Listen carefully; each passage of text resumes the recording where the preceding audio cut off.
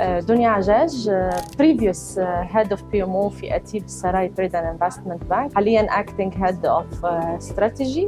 We are based في ليبيا و this is my position حالياً. الحقيقة هو أول سبب عشان أنا جات لي مسج من دكتور خالد.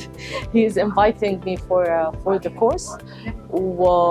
We have been through a lot of difficulties. كانت عندنا كتير مشاكل في establishing ال PMO department وعشان نحط ال PMO on track. أنا هنا عشان أعرف what went wrong وعشان بقى نصلح المفاهيم وإيه الأخطاء وإحنا ممكن نعمل إيه عشان نطور ل Project Management Office لحد ما نوصله ل Enterprise Portfolio Management. الستراكشر بتاع البوت كامب كان تمهيدياً بياخدنا through a journey أكتر من إنها هي كانت training. فالemotional intelligence part وال dealing with people and dealing with emotions is always having its own touch.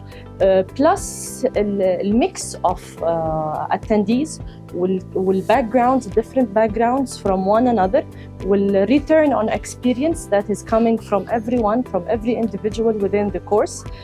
It is يعني something that is really يعني خلى الموضوع more exciting and more enlightening at the same time. بصراحة أكتر حاجة كانت technically هي موضوع governance and how we set governance in place for the PMO as a technical aspect.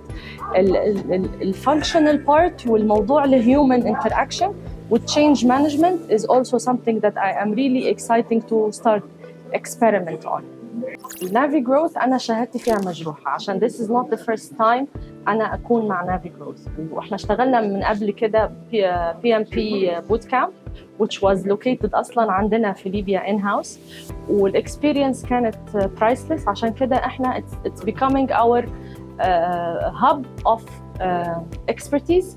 أنا دايماً بمسك التليفون وبكلم دكتور خالد عشان أستشيره.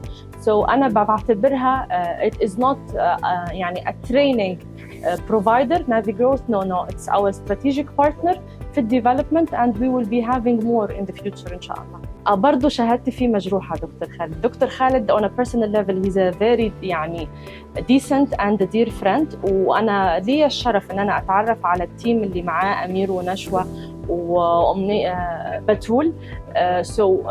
يعني thank you so much to everyone. Dr. Khaled is always excelling and I'm sure that I will be onboarded in a very يعني in another ways وحتكون لنا مستقبل كبير مع بعض.